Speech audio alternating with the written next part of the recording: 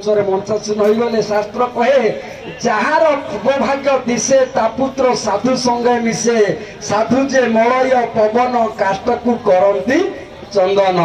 तेणु टिकी आपण भीतर टिके चिन्हा चुनी पदे पदे हो प्रथम बाबा द्वितीय बाबू को कथारे गोटे प्रश्न पचारतु देखिबा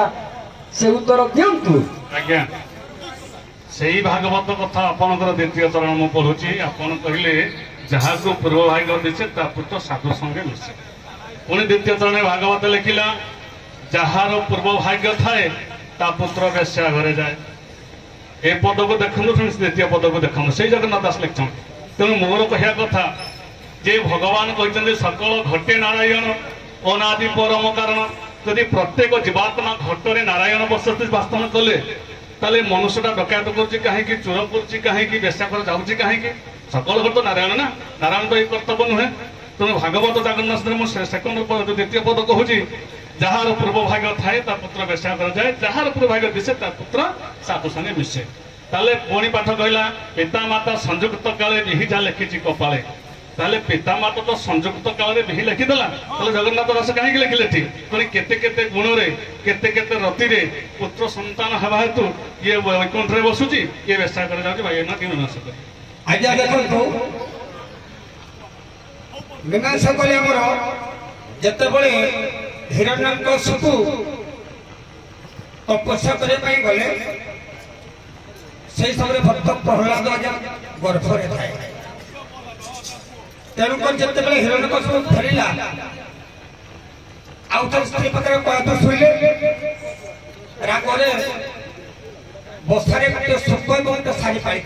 से सदाबे नारायण नारायण डाके जिते आसिले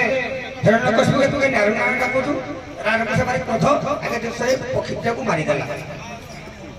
कहले कहतु कौन कली आज नारायण को नाम उद्धार कर पक्षीटा को मारिदेली एटा सभा समय जे समय कौन कल ना पक्षीटा को कौन में मारिद नारायण नारायण डकिला पुणी आउ थे तेरी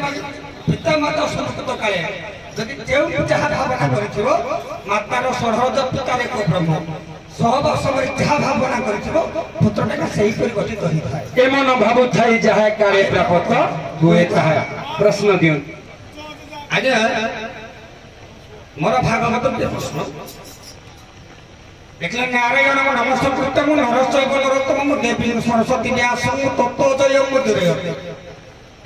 नारायण नमस्कृतम नारायण को नमस्कार करूछि नरश्चैव नरोत्तमं नरोत्तम भगवान को नमस्कार करछि तत्त्वजयं मुदिरयते कहले कोन मुदिरयते कहले कोन आज्ञा नारायण नमस्कृत नरश्चैव नरोत्तमं देवी सरस्वती व्यासं तत्त्वजयं मुदिरयते तत्त्वजयं मुदिरयते तत्त्व व्यासंकर संस्कृत प्रमाण कला तत्जय मुद्रा अर्थ से बहुवचन अर्थ से मुद्रा अर्थ मुद्रार नमस्कार मुद्रार प्रणाम करुचे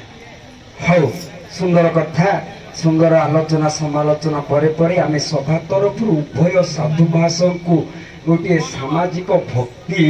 संगीत रूपे पचारुचे आपण तो तत्व अच्छी ए जुगत समस्ते आमिष प्रिय माछ खाइब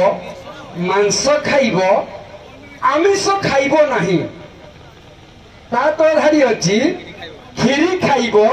खेचेड़ी खाइब अरुआ खाइब नहीं मु बड़ा अरुआ पड़ुची मु तो माछ खाऊची मांस खाऊची समस्ते खाऊचंती पुणी आमिष खाइब नहीं यही कथार तत्वटा कौन प्रथम बाबा बुझातु आज्ञा या तो तत्व आम रवि सार पचारती बहुत जगह माछ खाइब मांस खाइब आमिष कहब ना तत्व दर्शन पर आम जा माछ शब्दर अर्थ अलग मांस शब्दर अर्थ अलग कि माछ एटी स्वर मकार को ग्रहण कराई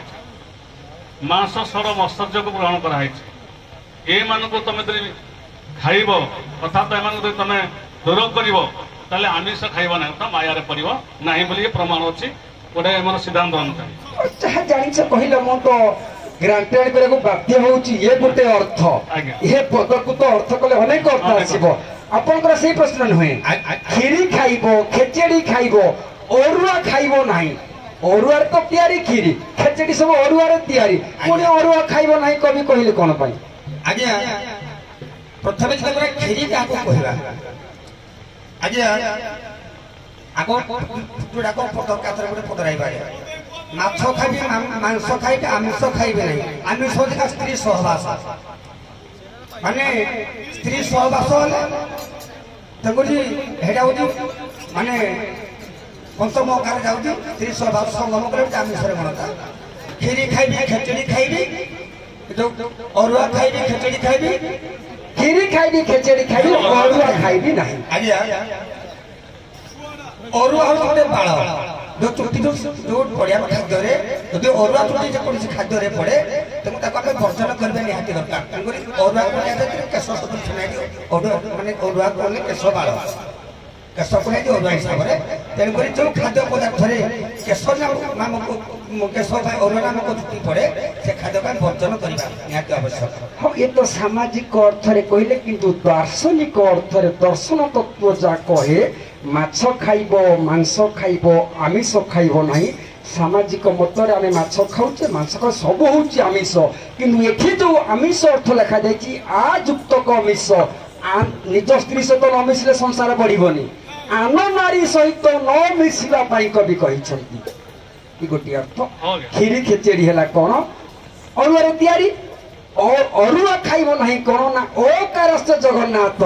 ଅରୁ ଜଗନ୍ନାଥଙ୍କର ଭାବରୁ ଆଉ ଅନ୍ୟ ଆଡ଼େ ଯିବ ନାହିଁ ସୁନ୍ଦର କଥା ଉଭଙ୍କୁ ବହୁତ ସାଧୁବାଦ ଆପଣ ଏଇଠି ବିଶ୍ରାମ ନିଅନ୍ତୁ ଆସନ୍ତୁ ଆମର ହେମସପଡ଼ା ସଖୀ ମାତ୍ର 5 ମିନିଟ୍